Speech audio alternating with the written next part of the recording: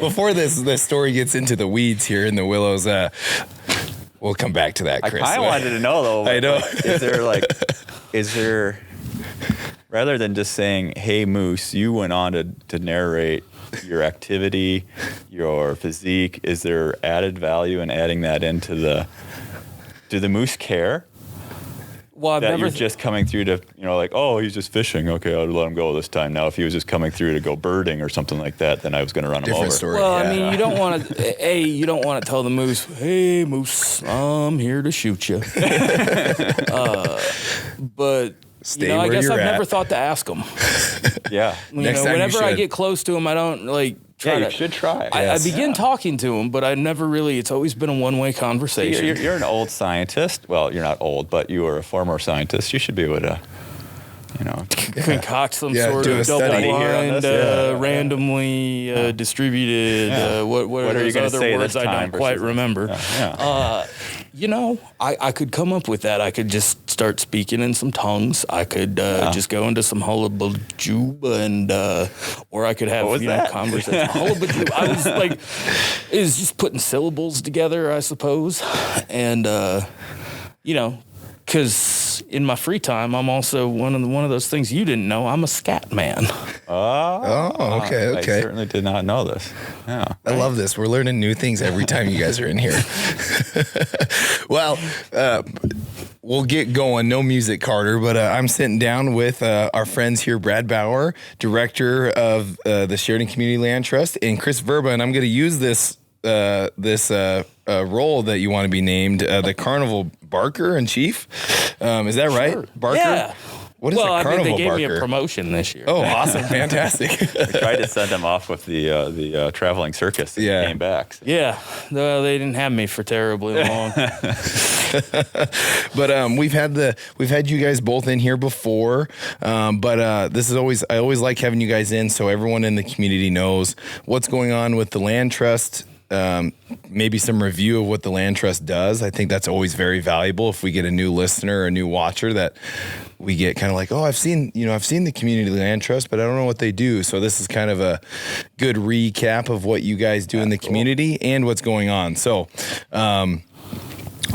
first and foremost, when you guys were in here, I think it was spring. Was it spring or summer? I can't remember when you guys were all last. Sounds right. Yeah. Because I think some projects had not started yet, but some were starting. And this was one of them, the Red Grade Trails. We were expanding some trails up there in that system, correct? Yeah. And so what's the update on that? And especially right now in the fall, maybe are they still open? How can people make sure they're paying attention on if they get closed or if they stay open on the Red Grade Trail system? Yeah.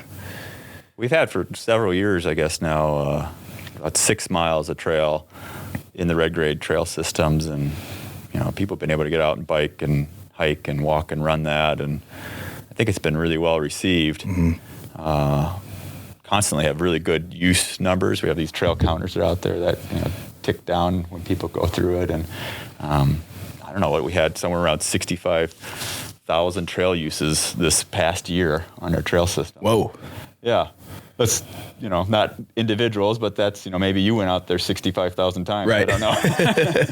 That's all right. But, so the new trails on the Red Grade Trail system is just up the road. So the Red Grade Trail systems is west of Bighorn, just when the road turns into gravel, that road that you take up Red Grade Road. Mm-hmm.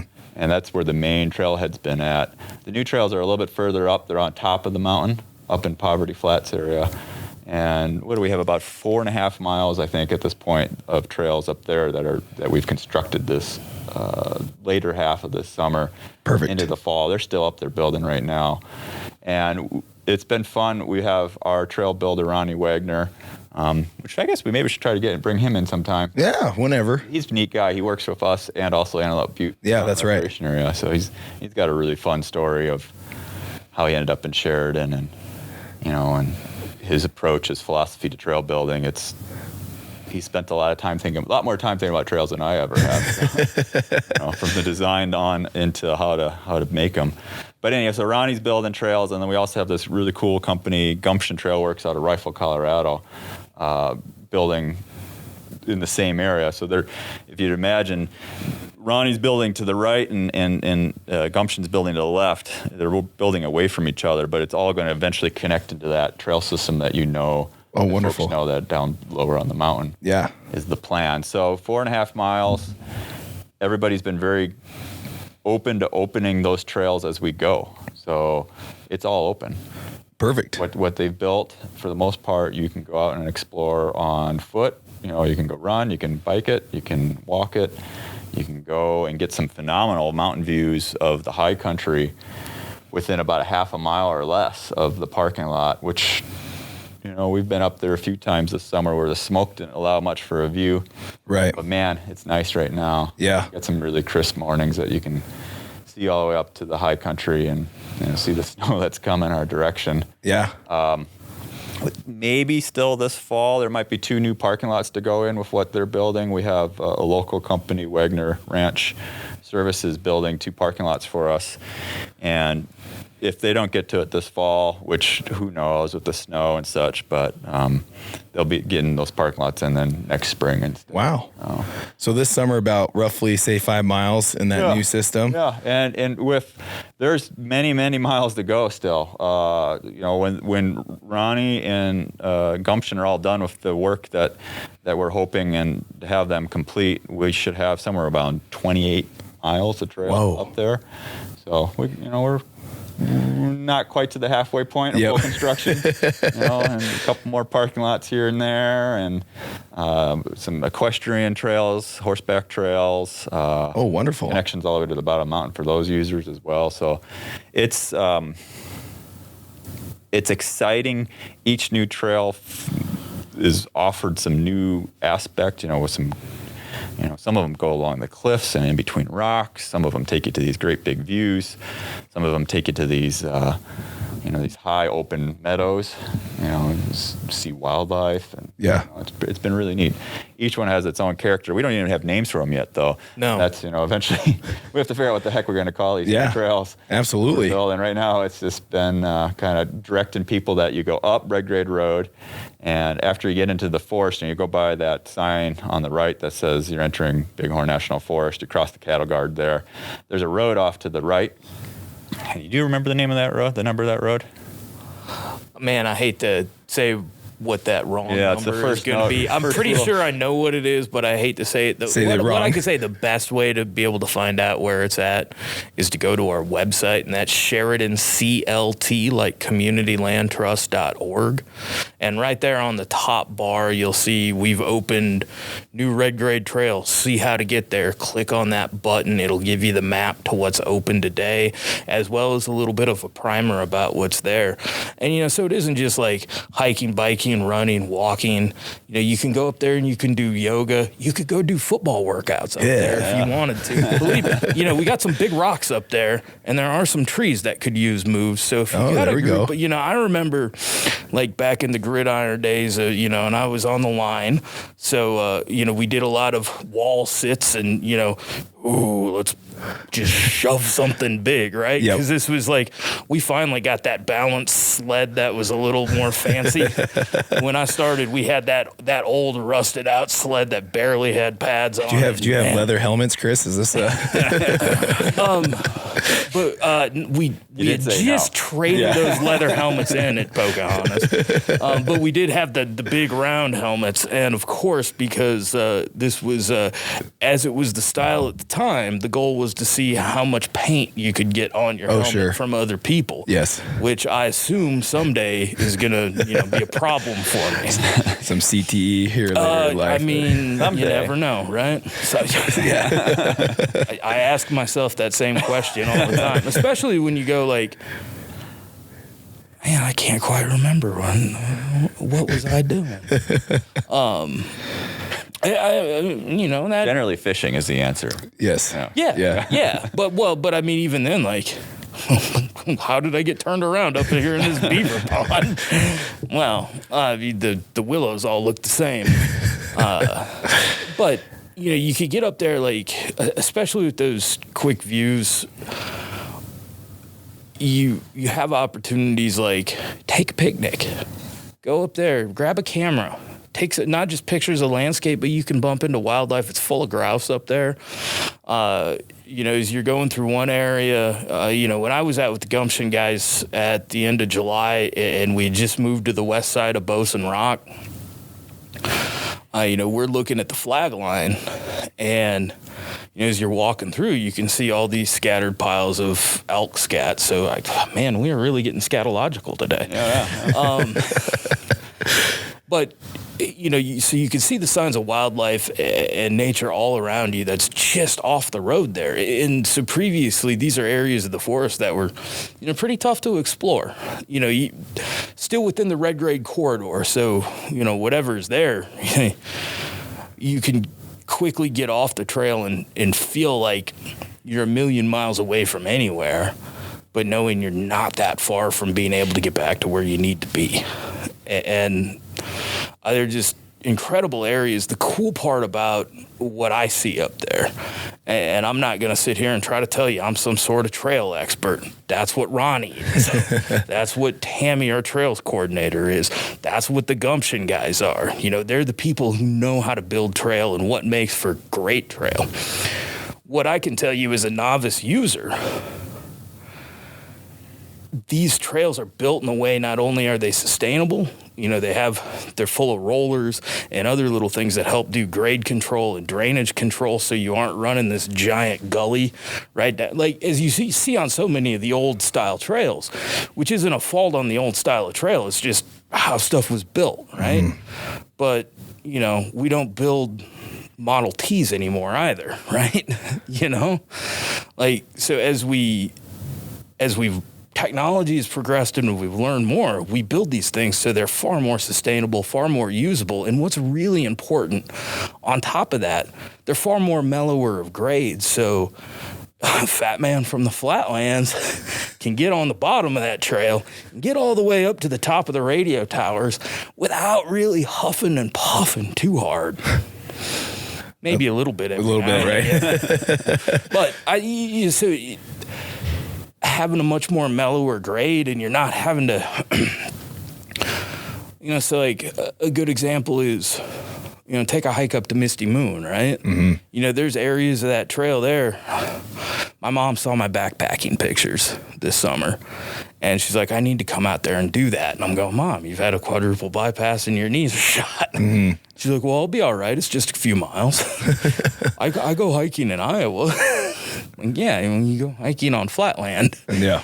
But I'm telling her 90% of that trail is perfectly fine for you. But there's that 10% where, man, you got to take the big steps up on that rock. You're walking across slick rock. You're on places that trail's a polite way of putting it. Yeah. There's that trail over there. Well, we'll figure out a way to get, and to say nothing of having to go across a boulder scramble and whatnot. And, and that's great and that's fine and that's awesome for anyone who wants to get out and really be in the wild land, right? But if we aren't bringing more people into our outdoors, if we aren't helping more people form connections with the land that's right here, so our mountains aren't just a scenic backdrop for us, how on earth are people ever going to form that connection with it and care about it in the future when we know there are so many challenges out here, whether that's drought in our region in particular, whether that's development in places, how do you ever, trying to make sure we still have mule deer or elk or moose or any of the super cool animals and plants that are out here? How, to say nothing of things like horned lizards or rubber boas or any of those cool things, or to, continue to have Yellowstone cutthroat trout, our only native trout in Wyoming, for perpetuity. And perpetuity is the important part, right? Right. I want to ask this question, because we just mentioned you got Ronnie, and then we've got the other guys. I just forgot their name. Gumption is the name of the Gumption. company. Yeah. How does the land trust pay for that? I think a lot of people probably saw this fundraiser by WYO Gives, but I think, how does the land trust, get guys, professional trail builders to build 28 miles of trail? Yeah, most of our funding comes from community members. We have a really generous, as you know, community here, Sheridan, who values our mission and the mission of so many other very valuable nonprofits in our community. Yeah. The Wild Gives Day. This is the second year they've done that now, and that's put on by the Wyoming Nonprofit Association. It's pretty cool.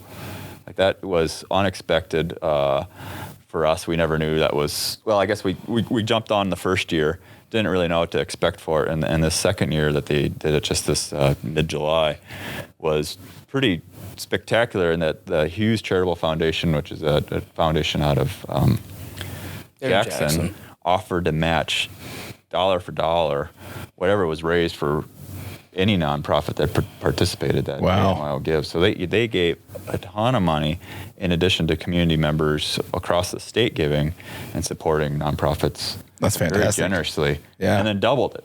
Hughes Foundation then doubled that support. So it was a great day for all sorts of community efforts, no matter what part of the state you're sitting in. Yeah. We benefited for certain. We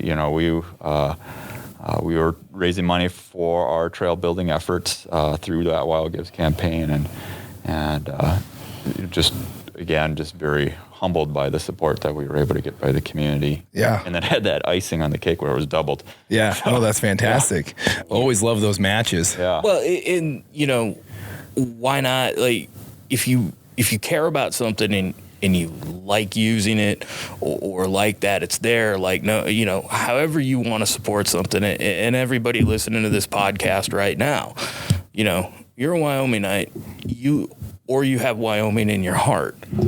There's something here you love. That's why you're listening. Even if it isn't the Red Grade Trail System or conservation or history or any of the stuff SCLT does, there's definitely somebody here in Sheridan or somewhere in Wyoming that's doing something you support.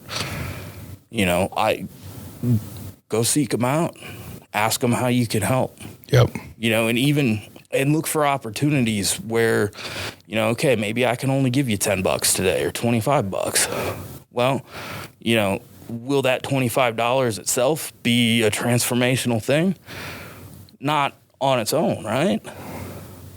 But if you have somebody who's matching that money, well, now my $25 is $50. Mm-hmm. Or in the case, since we already had lined up some matches, the Dead Swede folks gave us $5,000 to use as a day of match, because some other folks, we'd already raised what we thought was going to be our match for the thing, right? Mm-hmm. So we had already lined up so much awesome support. So by being able to utilize those type of matches, you can help create more good in whatever it is you support. And then on top of that, because you chose to give, hey, we had 87 people come forward and make gifts because of the WYO Gives match to support trails. We have 60,000 trail visits a year. By being able to have people come forward and do and support you, even if that number isn't huge, just being there to support is important because it builds that credibility and viability in the communities. It's like the cultural capital you need to be able to say, this is why this is important. Yep, totally. Well, and I think I want to relay this in because a lot of people think, Sheridan Community Land Trust, so it's always around Sheridan. But I'm reading here on your guys' notes, so you guys are going to design some new ones at the Tongue River Water Trail System. So, obviously not Sheridan. So, how did that come about? What's the timeline for that? And that sounds pretty exciting on, kind of the, I guess, northern part of, the Sheridan community. Yeah, but it's, we are Sheridan Community Land Trust. It doesn't mean that we just work in the town of Sheridan. Yeah, exactly. We happen to have a county named Sheridan as well, and that's that's the area that we get to try to work our mission in. You're referencing our Tongue River Water Trail, which is it's pretty unique, at least in my experience in the West. It provides an opportunity both on public and private lands to access our streams, mostly Big Goose, Little Goose, and Tongue River, as they flow north and east out of the county. And you can use the Tongue River Water Trail to, take your canoe out with your family, or, go out kayaking by yourself, or go birding, or what have you. Or hiking in the winter when it's iced over. Or hiking in the winter. You got to be, careful. Yeah. Doing that, right? Snowshoeing, huh? But yeah, or fat biking it. Awesome. We have people that do that. Yeah. Down the river. Yeah. Awesome. But yeah, so, most folks know us I feel like most folks know us for trails, hiking, or they're a biker, or they get out on horseback. But the Land Trust, we work in other areas, including historical preservation and telling stories of our really robust history in this area. Mm-hmm. And Carrie, who we had on the last time, Carrie Ettinger had on the last time, and she's our historical program manager, and she saw a pretty neat opportunity, and I love this, where we can overlap our various missions, and so people can experience multiple appreciations at the same place, at the same time, maybe even. So across the Tongue River Water Trail, there's 14 river access sites. There's 15th is still in the works. Mostly you would go to these sites, public and private lands, and there'd be a sign.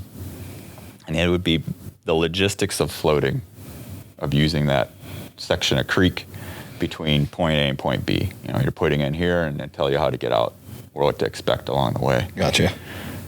She started thinking about, these are neat arteries.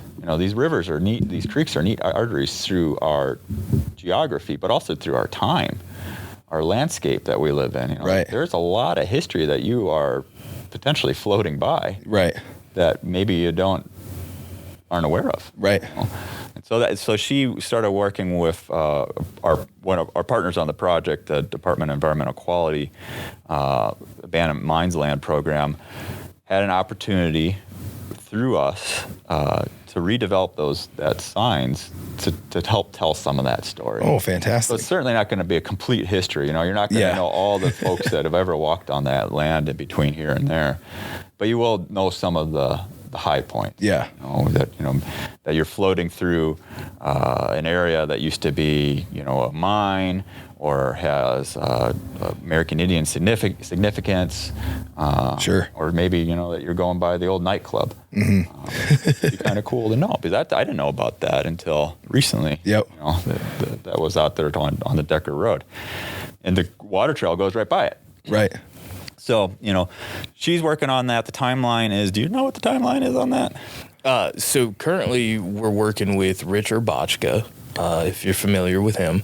He's redesigning our maps, and he's bringing the old school cartography methods back to it. So they're going to they're really beautiful maps. Yeah.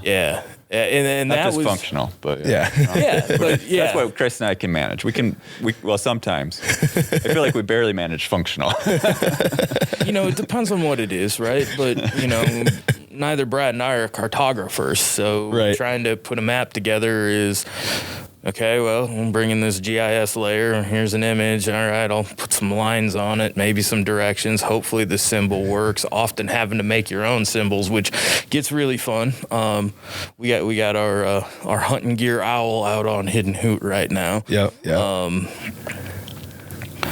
But just last week I was out with Rich, and we went and ground truthed a few places to make sure what the maps, because it turns out Google Maps isn't exactly an accurate thing. Yeah. Especially when it comes to old roads and rivers and places like that. They're named wrong. They're not in the right spots.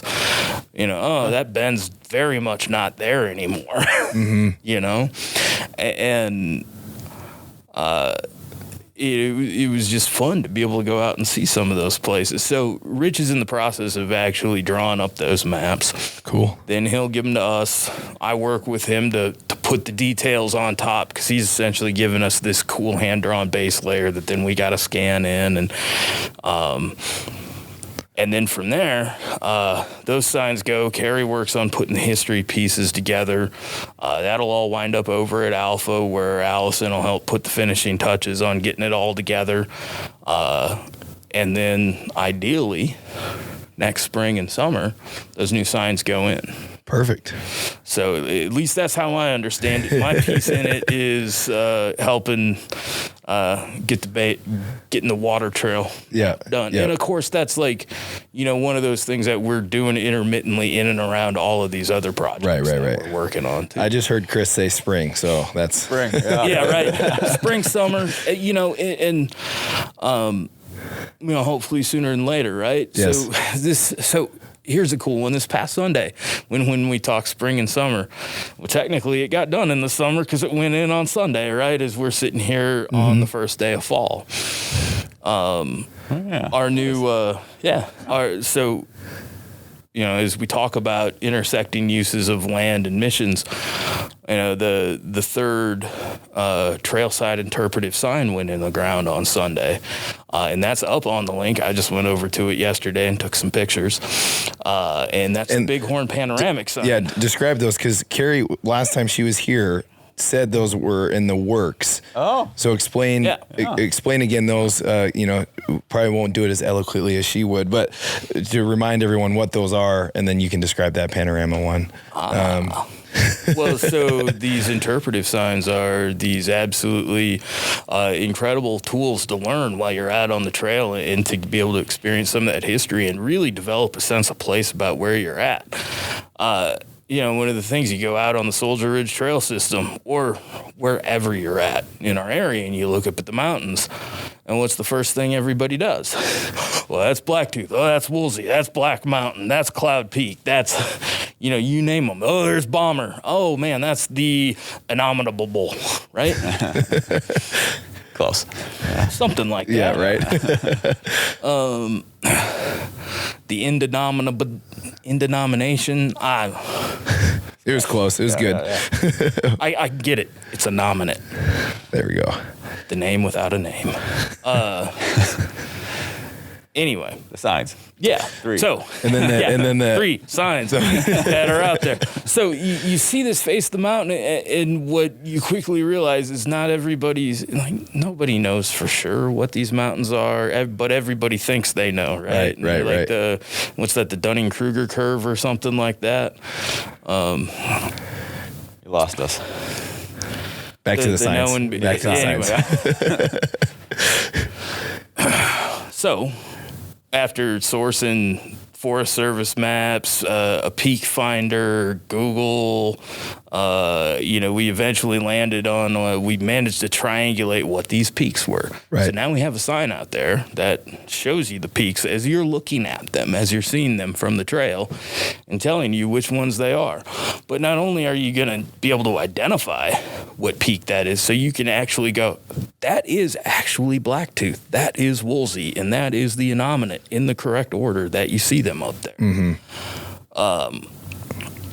You'll also have an opportunity to see what the tribal names for those same peaks were, because it's not like the names they are today are the names they always were. Right. People have named those mountains for as long as there have been people around them. And I imagine if you talk to the moose on the North Tongue, they might have some names for them too, but I just don't know their tongue to be able to tell you. In addition to that, you're going to get stories of Bighorn history and see where those stories took place. So maybe it's the murders up on Walker Prairie. Maybe it's the Dead Swede story. Maybe, where was the tie hack for the North Tongue, or what's going on down in Story, on the... Grandma's Mountain. Yeah, the story of how that mountain got its name. Yep. Where's the medicine wheel at? All these just stories of what is the collective culture and history of the Bighorns are on there. And you can see where they occurred in the mountains from the vantage point you're at. Right. So really to develop your sense of place both in that very narrow sense and in the broader sense of, oh, this is the place I'm at, either visiting or for those of us who are fortunate enough, we can call it home. So that sign went in the ground on Sunday. It's up on the link just after you come off the top of Hoot Loop and cross the guard over onto the link trail. Gotcha. If you're not familiar with where that's at and you want to go check out the sign, Sheridan CLT, like communitylandtrust.org, we have all the trail maps there. And earlier this summer on red grade trails, down on the lower trails, we have a history of red grade road, as well as a Plains Indian heritage sign. And so you can find those. The red grade road is right at the bottom of Tinker Trail. You'll see it right at base parking lot.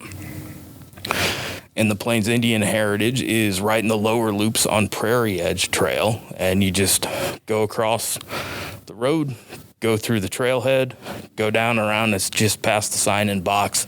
If you look down, you can actually see it. Yeah, that's fantastic. So they're close and easy places to access for folks. Yeah. No, that's great. I'll give a shout out to the Wyoming Cultural Trust Fund paid for some of those signs. Yep. Yeah. I do want to run into, since we're talking about history, we're kind of at the end of September, but you guys have been running a history program with the Hub. It's been every Tuesday at 10:30 a.m. What have those been? And so we missed yesterday. Are those going to continue? Or are those going to change into different things? Yeah, it just started, actually. You're right. Okay. Yeah, okay. So September was the first month. Explore History program with the Hub on Smith, an awesome opportunity. Even with the history signs that Chris was talking about and I was talking about earlier with the water trail, we've been trying to capture the histories that we've been telling, or with our discovery sessions, which tend to be more like skills-based learning opportunities. We've been trying to capture those in formats that allow folks to participate after the fact, if they can't make that scheduled time, or if they're not physically able to get out, right, or just whatever, just can't be there for whatever reason, And so we've been putting more and more of that sort of stuff on our YouTube channel, or telling it through social media as well. Oh, fantastic. Explore History is kind of in that same vein where, we wanted to bring history out of the books, out of the museums, and bring them to community members. And so the Explore History last month, or I guess earlier this month, was on women of dude ranching, and we got to learn about a couple different dude ranches in the area, and some of the founding or earlier females that were important to those dude ranches. And we had two folks from the Valley Ranch, which is a dude ranch over actually on the Cody side of the mountains, come and share their story about. One was her story about growing up on the ranch, and the other was her mother and her story about way cool that part of the dude ranch for her time as involved with that. And we also had our AmeriCorps member Alexis Petrie put together this sign-based history timeline of dude ranching, and so that was out on display, and that's cool at the Hub for last week. That's awesome. We had Zach and I had Sam Morton in where the rivers run north, and that's he kind of talks about dude ranches. And I personally train a gal. She's living in Sugar Land, and that's how she's from the East Coast, and that's how she got out here, was women's dude ranches. Nice. And I was kind of like, that's wild, and I didn't, Sam mentions it that women also were, girls were sent out here. Similar idea of, send them out here to get, experience or, whatever, shaping up. But that's way cool. I didn't know you guys did that. So, yeah, because she mentioned that, and I was like, that's freaking cool. And then, she's like, we stayed out here. yeah. I think that's kind of a common story. Yeah, no, that's awesome. Yeah, that's way cool. So it was fun because we had about, 50 folks there, and Carrie does a fantastic, Carrie Edinger, again, our history program manager, does a fantastic job of always allowing time for people to share stories, and numerous people got up and talked about, they weren't on the agenda for the evening, sure, right, or the day, I guess, but they got up and felt comfortable enough to share. That's wonderful. What they had experienced. We had a wrangler, a gentleman who had been a wrangler when he was in his teens. Sure. and a variety of other folks that stepped up.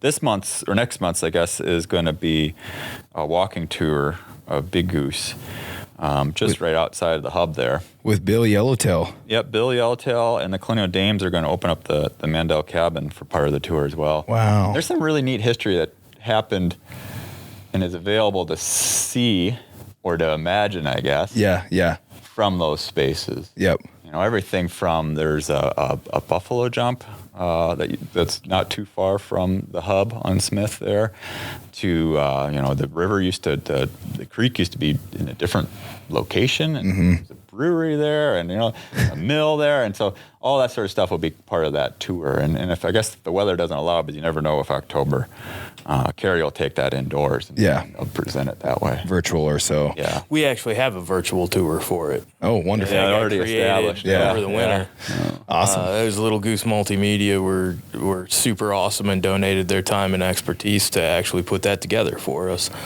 What Brad touched on there, people getting up and being able to share their memories and their experiences, that when you talk about bringing history out of the books and from behind glass and that kind of stuff, I mean, that's where it's at. You're capturing the living history of the community because, for a lot of the history out here, we still have some pretty close connections to it. Yeah.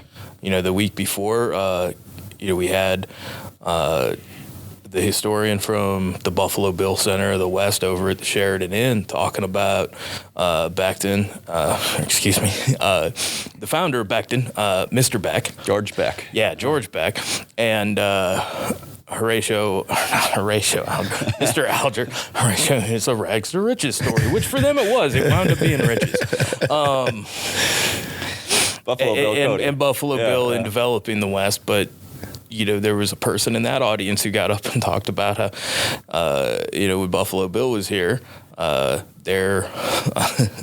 Bill would go to their grandparents' place and, look for horses to source for his show. Mm-hmm. And it's like, okay, yeah, all right. Not too far from the history here. Yeah. Yes. Man, yes. That's something else.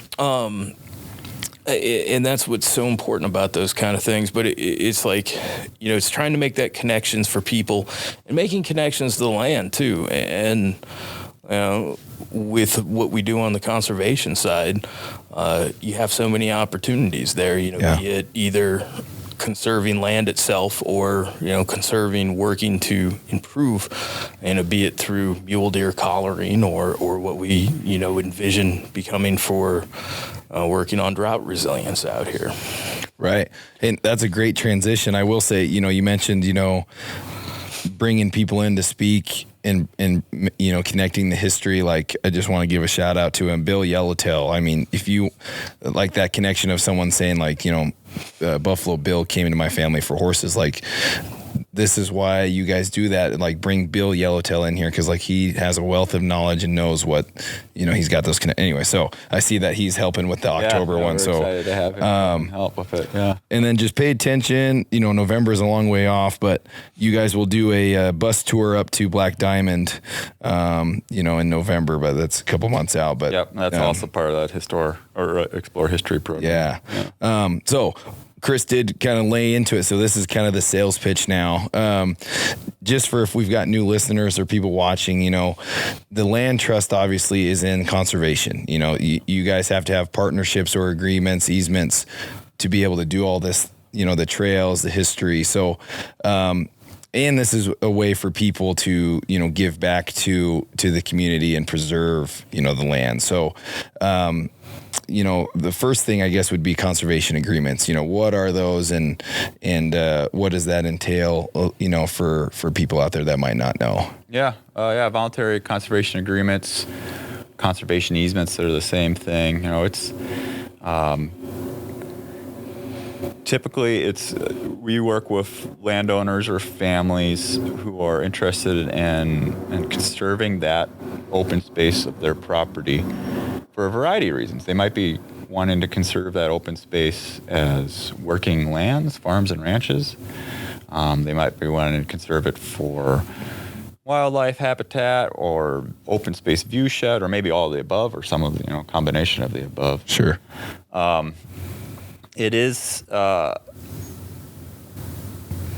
each person's decision of why they wanted to do a voluntary conservation agreement with the land trust, I'm sure, is unique. But they typically, I think of them as being, they fall in a couple different ways. And again, maybe they combine with each other. But right.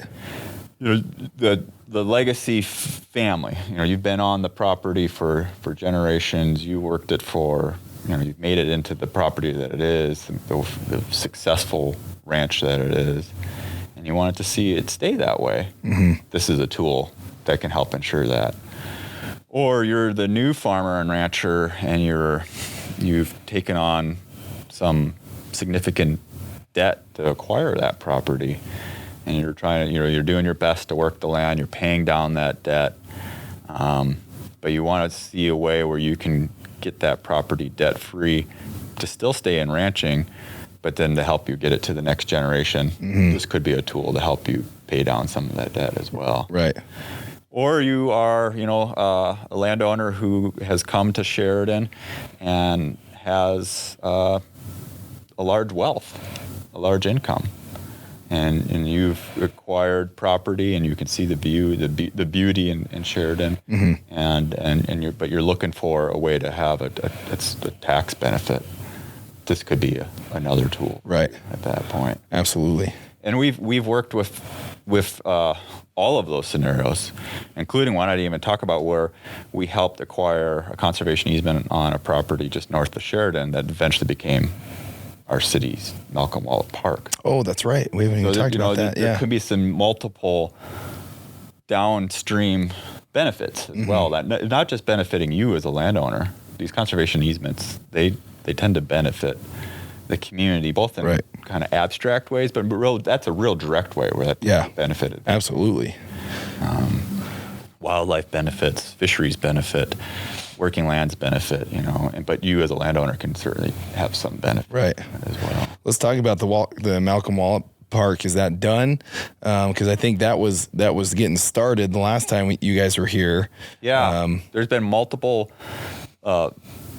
steps in that process, and I don't know if we ever knew what they were when we started. But yeah, let's see, about 2017, we worked with the city and some partners to put a conservation easement on 31 acres there that became the bulk of that Malcolm Wallet Park. The city was able to purchase that property then. And then it was a park. It was open space. It was pretty lightly used. Right. But then this year, this spring, we were able to come in, Ronnie again at Wagner, our trail builder, and use that same footprint, and we built our green room trail out there as well. Wonderful. So it's open space, wildlife habitat, a great community park, but now it's a little more accessible. Yep. There's a little over a mile of trail there that takes you both up on the little knoll there, so you can get a view of the cottonwoods down below and the park as a whole. But now there's actually a trail that takes you out to the creek as well. There's Big Goose Creek there, which was previously inaccessible, yeah. Or you could wade through the tall grass, I guess. Yeah. Pick the ticks off you as you got there. Right. So, yeah. Well, in like the access there is really, it's the thing that opens up single track experiences to pretty much everybody. One great story we had coming out of it, and thanks to our trail users for telling us how they enjoy and love their trails. We had a person who is married to a Sheridan native, and they were back during rodeo week, as apparently everybody who has ties to Sheridan comes back yes. during rodeo week. It's a tradition. Yeah, they had their class reunion, but he is an avid backcountry cyclist, but his father, who's in his 70s, certainly isn't. Mm-hmm. So he spent some time up biking backcountry, and then had an absolutely fantastic ride with his, father in his mid-70s. They could both go enjoy the single track out at the green room because it's an inviting place, and it gets them as the father said, it got me off the pavement. I didn't have to keep riding the pavement. I could get out on this and ride it, enjoy it. And it puts you closer to nature and closer to that outdoor experience we all love, right? Mm-hmm. So that's how all those can come together. Conservation and recreation working, hand in hand in places like that. Love that. That's an awesome story. Yeah, that's fantastic. It was really neat one to hear about, and he shared that. Like unprompted. We love getting those stories. Yeah. And that's Chris has got a great nose for news, but it's impossible to cover the whole world. Yeah, yeah. Well, and those are the things you don't hear about unless you're either there or that they share it with you. So in that case, the Sun posted the video on our Sheridan Trail Conditions Facebook group. So if you're curious what trails are like, not just the SCLT trails, but other places, hop on Facebook, join Sheridan Trail Conditions. There's like 1,300 people in that group. Wow. So, and then we started that about a year and a half ago. Now, maybe. Yeah, not even two. Not even two. Well, maybe it is two. Time flies when you're having fun, Brad. Yeah. That's fantastic. Yeah, well, the conditions are important because then it keeps the health of the trails, up to stuff and all that stuff. It's kind of neat. Like you watch, I look at it in the spring, and it's folks are, is that trail snow free yet or not? Mm-hmm. So rather than jumping in your car and driving to the top of the mountain to find out that, oh, I can't do it. Just brought different outing or different equipment or whatever. Right. Yeah. And it brings people together that you might not know are doing the trails and things like that. Mm-hmm. Fantastic. I'm trying to think how we want to do these last couple bits here. We kind of hit on kind of how people can help, either volunteer or donate. If you're a landowner and you have the land, obviously you can get into an agreement. What are some other ways that people might not know would be a great way to help with you guys on any sort of project or things like that? We're always looking for volunteers, whether it's, primarily people think of volunteering on trails, but we have needs in the office for folks to help volunteer, technical expertise on history research that Carrie's doing. We have phenomenal board members, but we're always kind of looking for board members too. Okay. So there's always that interest as well. So if you want to be more like really involved and be a board member, there's always a possibility to do that. Any history buffs out there, there's an opportunity there because you guys cover a wide range of, Sheridan and the Sheridan area. So that'd be important. Well, and especially like if you have, a building that is of historical significance. Mm-hmm. Carrie also works on historical preservation easements, and those have opportunities, and SCLT has some ways no one else can help you with on being able to ensure that what makes that building historical stays in perpetuity, because most people think, well, I put it on the National Registry. That doesn't mean anything. Yeah. I can tear that down tomorrow. But if you work on a historic preservation easement, that ensures that that's going to be around for at minimum 50 years. And so there are advantages there. Yep, absolutely. I completely forgot about that because that's also buildings. That's a very important thing, especially for somebody that might buy a property, that has those buildings on it. That's another way to tie it all in together. Talking about board members, you guys are looking for first ever a conservation program manager. Yeah. What would that entail? Working with Chris, probably. Yeah, everybody. we're small enough shop that everybody gets to work with each other. Yep. On everything for the most part. This conservation program manager it's an exciting opportunity. It's an exciting step for the land trust. So most of the conservation work has historically fallen in my office, I guess, so to speak, and I can't always keep up with it. Sure. So this is in reference to the organization. Though we certainly are well known for trails, I feel like we really want to increase our conservation presence. Absolutely. Well. So this program manager would be that.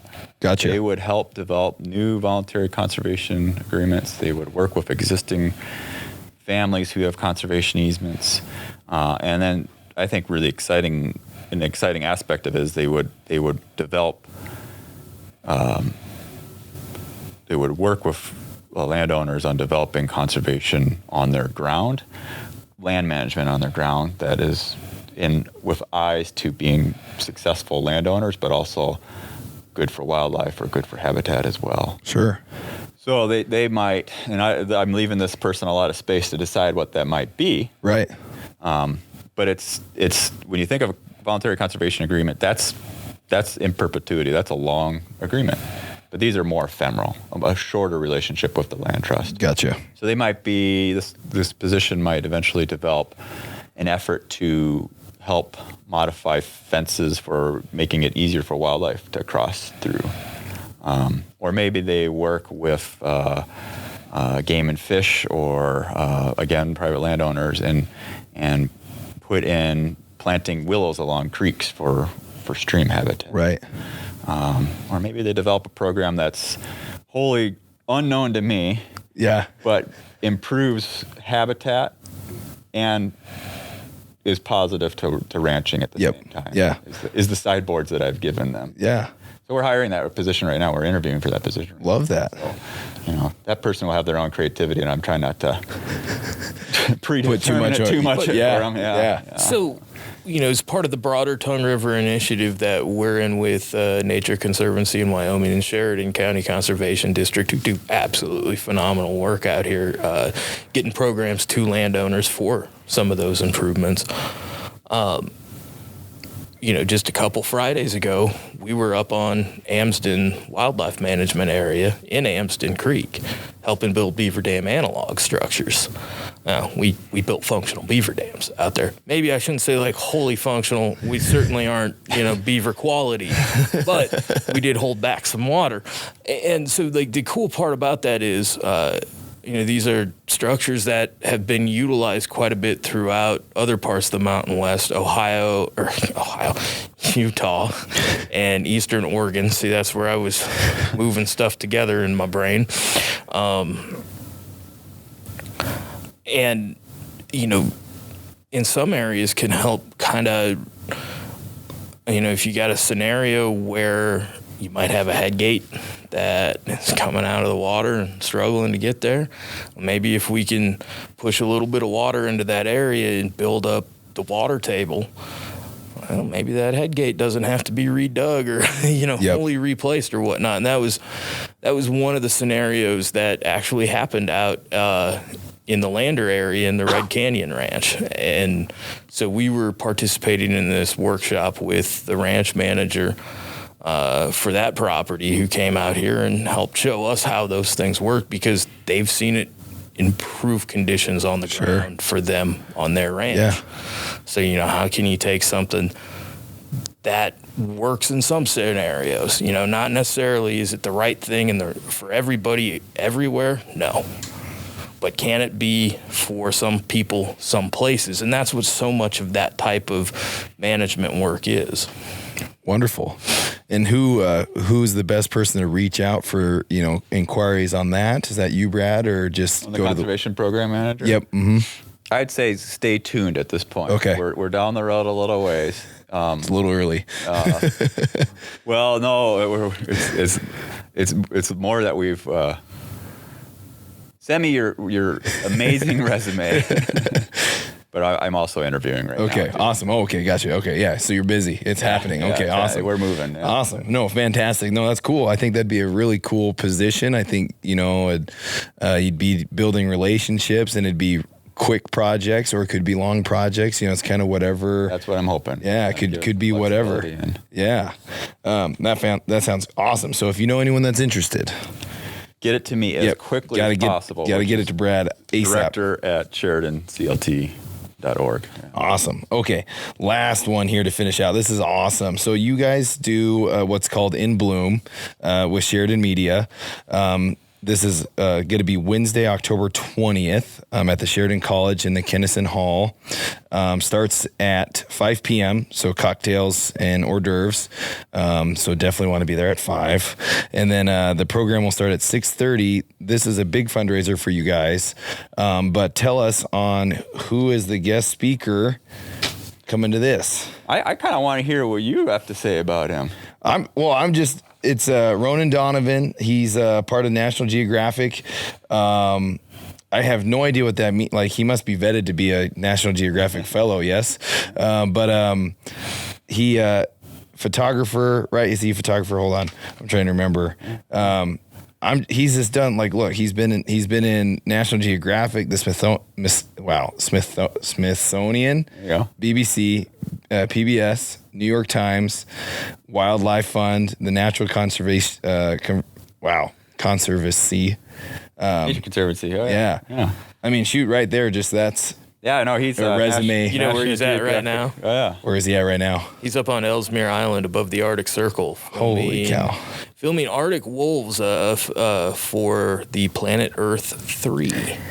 Wow. Which apparently is going to come out next year, which if you are as big of a fan of the nature documentary work as I am, I mean, Planet Earth 3, like, they don't get better than the Planet Earth series. I mean, that has really been the high watermark of it really transitioned into the modern nature documentaries. And he, so he's going to be doing a story, kind of a storytelling. Is it like his life, or what's, do we know what he's prepped for? He's supposed to talk about his work with wolves in Yellowstone and in Ellesmere in the Arctic. Awesome. I know he's also done a lot of work with chimpanzees in Africa. He might touch on some of that, but I kind of just gave him some space to. You talk about whatever you want. Well, and like when you look at when you talk about wolves in Yellowstone, you're talking about everything in the ecosystem. You're talking about the bison up there. You're talking about elk. You're talking about grizzlies. You get to take a look, because Ronan spent a year in Yellowstone shooting for the National Geographic magazine that became that one single issue on the 100th anniversary of Yellowstone, the Yellowstone issue, right? So you really you'll hear about wildlife and ecology through Ronan's lens, and Ronan's lens is a pretty dang phenomenal lens, and we're fortunate to be able to bring someone of his caliber here to Sheridan, and that story also is pretty interesting. Yeah.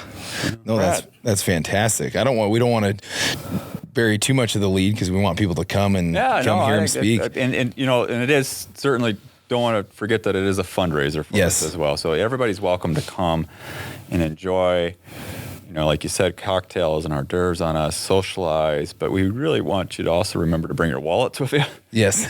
Be ready to spend some money. Yeah, and help us out. You don't know. No pressure, but certainly some pressure. Definitely pressure. So it's In Bloom is a fundraiser to conserve local lands and ranches. Mm-hmm. And of course, alongside of conserving open lands and ranches, that's wildlife habitat, that's places for birds, it's places, one of our easements has a ton of elk that move off the mountain in the winter and come down in winter down in that area. So, one of our other easements has key sage-grouse habitat on it.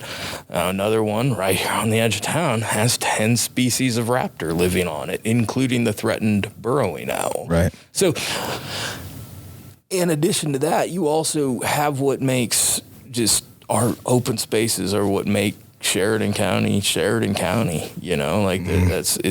It's the big views out here that really translate and really make an impact. So, and those ranches and those families that have that connection, we don't want to lose that. Yeah, absolutely. We always talk about, when you're up on red grade 100 years from now, what do you want Sheridan County to look like? And I want it to look like, at least me, and I guess I can speak for myself only, but I'd love to see it have a mixture of, homes for families to grow up in, but also still space for those young ranchers, those generational ranchers, and all the wildlife that goes with it. Mm-hmm. Well, we don't want it to be completely lost to growth. Yep, absolutely. Growth is good. Yes, for certain. Yes, growth is important, but we also need to leave some spaces as well. Yep, preserve it and enjoy it. And that's what the trails are for. And no, that's awesome. That was well said. I'm marking my calendar October 20th, if I can get away from practice in time for 6:30. But if you, looks like people can RSVP on the website, SheridanCLT.org. And I just saw here on your flyer, so Ronan is auctioning or donating, I guess. He's donating photography lessons. So that'll be part of the auction. One of the live auction items. So one of the things you can do is you can take photography lessons for 4 people. So not just you, but you can bring some friends, or you're a couple and kids, or however you want to put 4 people together. But you'll have it's a group. Yep. He's allowing a group of 4. Up to 4, and you'll go up on Soldier Ridge Trail System, and you get breakfast as part of it, and you get to spend a couple hours with Ronan learning how to take pictures from somebody who's had his work in National Geographic, in Smithsonian, for the Nature Conservancy, for his video work is going to be on TV, and it already has been. Yes. Like the White Wolf series is already out there, and now he'll be on Planet Earth 3. I mean, like, you can't learn from better people than that. So that's one option. That is truly like once in a lifetime, right? You sold me on breakfast. Like, I was like, and I get fed. And like, I get breakfast. Well, so the other, right now we also have a slew of silent auction items that you can bid for online, as well as we have our, you can take your shot on a Weatherby shotgun. So there's a raffle for that. There's only 100 tickets. They're $10 a piece. Go right onto our website, check out the In Bloom page right there up at the top, and you'll be able to go to all of those. This little logo right here, I would imagine, right here. You will see the button for it up top, but then you'll get onto the page with all that. And now this was taken by Ronan, yes? Yeah. Yes. That's fantastic. Get it for the video there. So, right. Have you heard? Have you heard? Sorry, I was like, it works better with camera scene. Have you heard? So. Well, awesome. Well, thank you guys. Is there anything I missed? I don't think so. I think we hit on everything you guys wanted to cover. I think it sounds like we need to bring Ronnie back here. We need to bring our conservation program manager back here. Yep, and Carrie back in for the history stuff. Absolutely. No, guys. Well, Chris and Brad, you guys are more than happy to come back on. That's when I was emailing Chris, or I think you sent me some.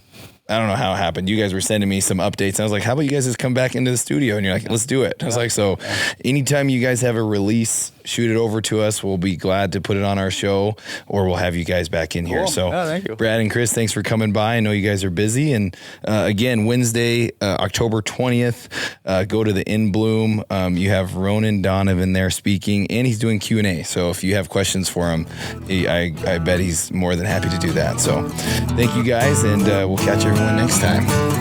Thank you.